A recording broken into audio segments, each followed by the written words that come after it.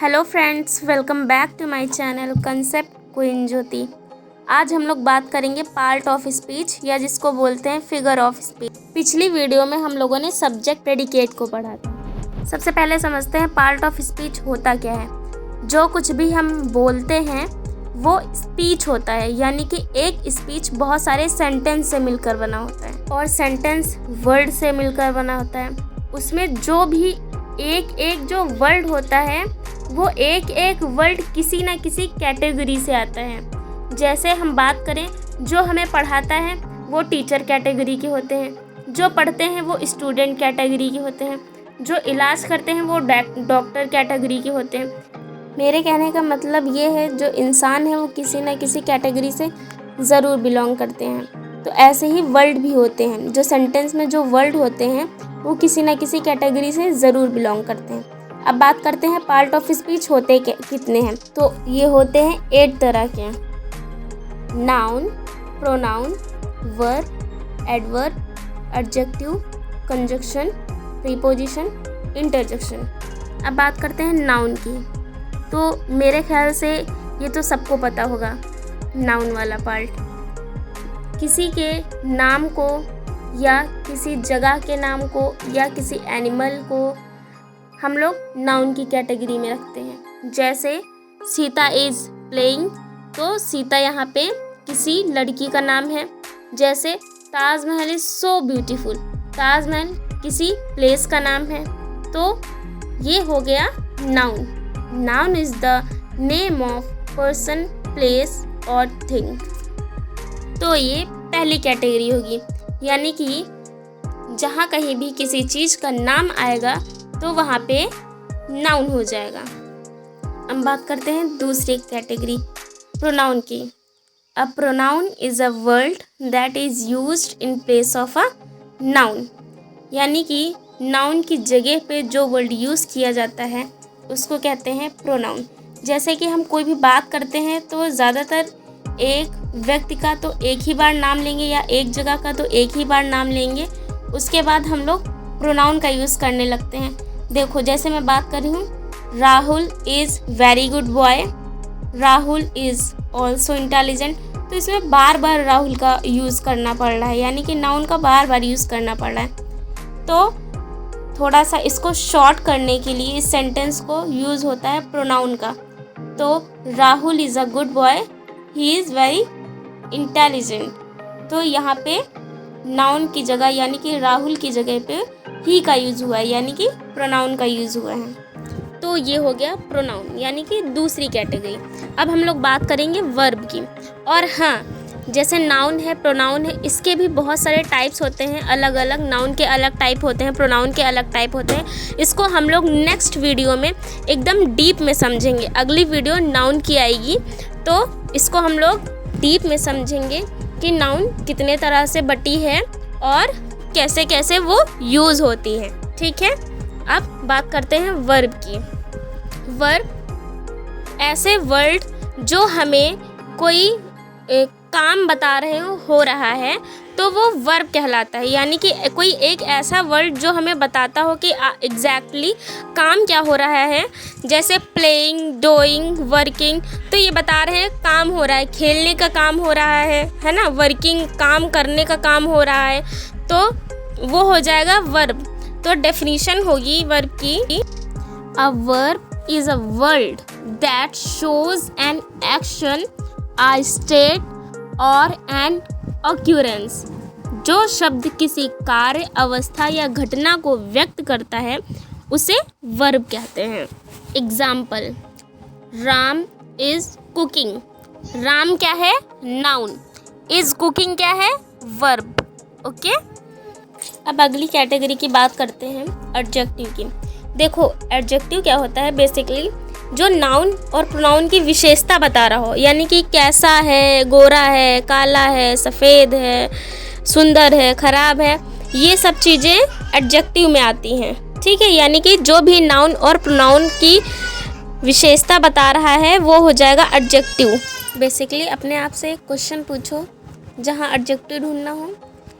कैसा, जैसे Ram is a good boy, अगर अपने आप से पूछोगे कैसा, तो आपको जो आंसर मिलेगा वो एडजेक्टिव होगा। ठीक है, तो राम कैसा है, तो Ram is a good boy, Ram अच्छा लड़का है, तो इसमें गुड एडजेक्टिव हो जाएगा।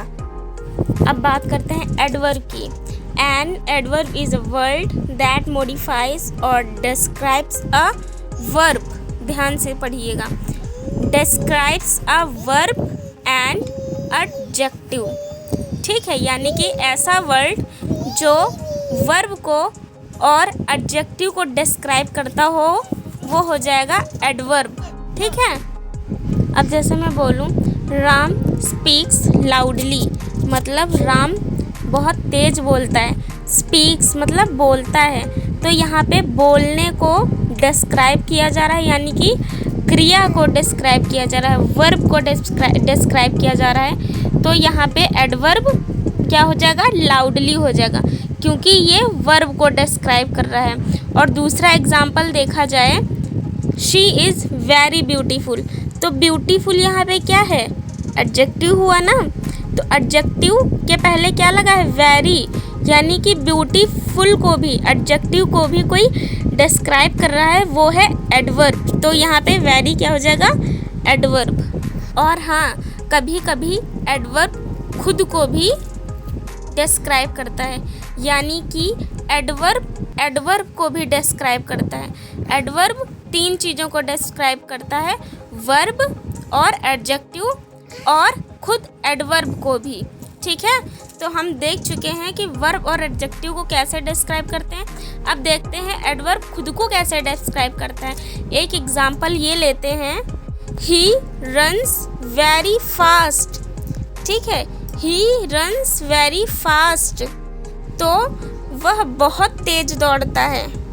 रन्स वेरी फास्ट, फास्ट तो क्या हो गया, फास्ट तो वही हो गया एडवर्ब, क्योंकि वर्ब को वो डिफाइन कर रहा है, वर्ब को डिस्क्राइब कर रहा है ना।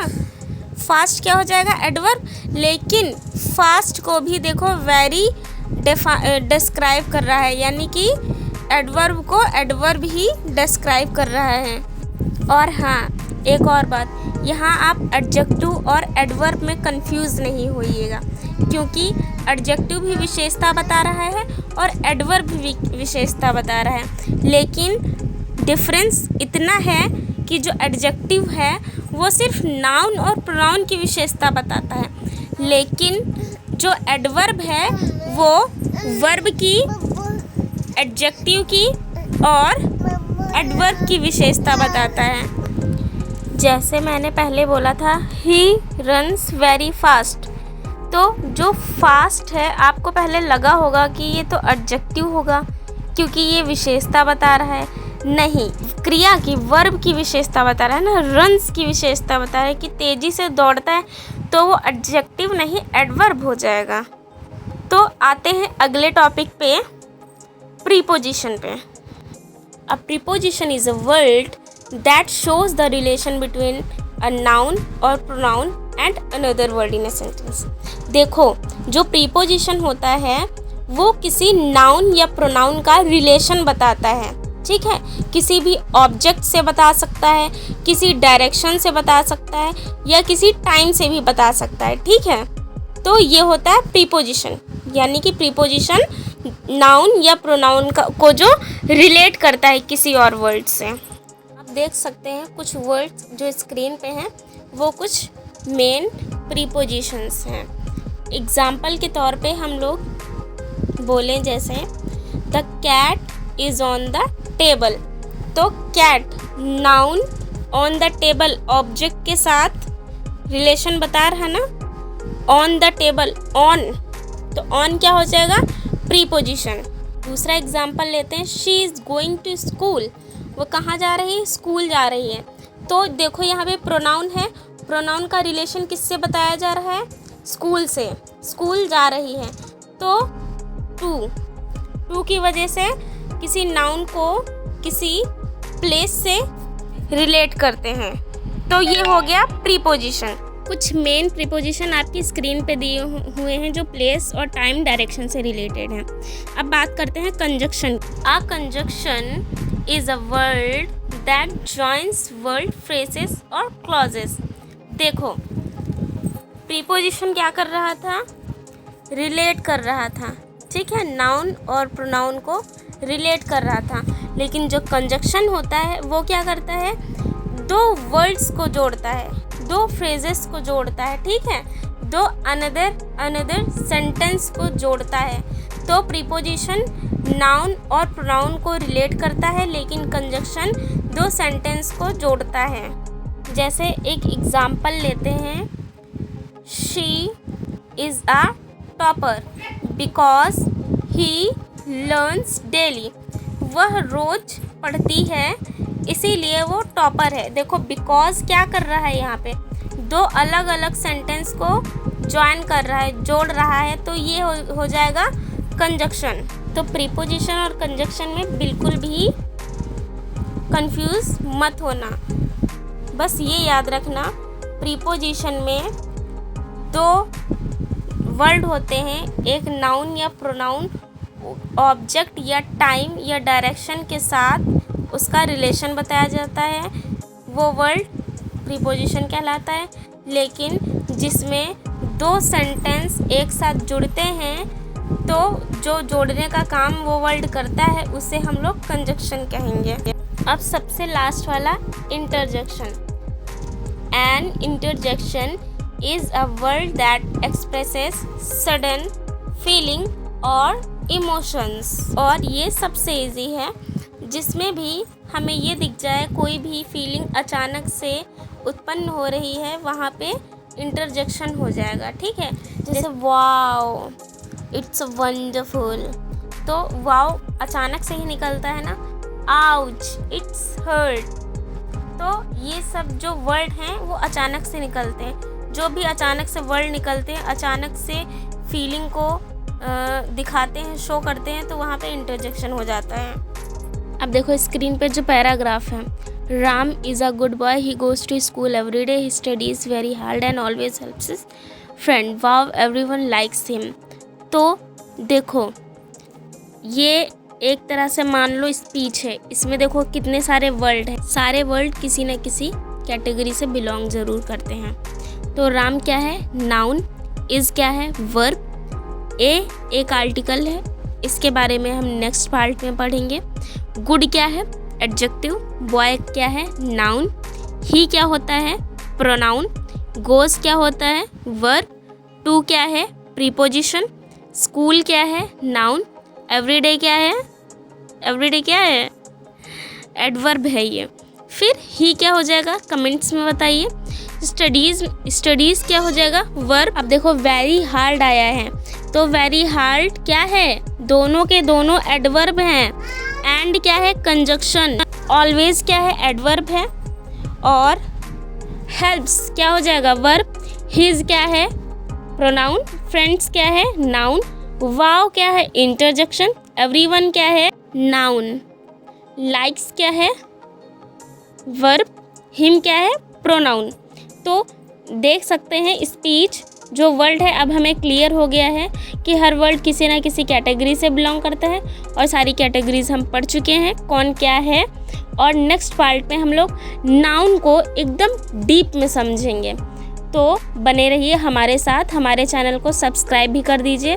अगर आपको ये वीडियो ज़रा सा भी इंफॉर्मेटिव लगी हो तो प्लीज़ एंड प्लीज़ लाइक ज़रूर कर दीजिएगा। Thank you, bye bye, have a nice day.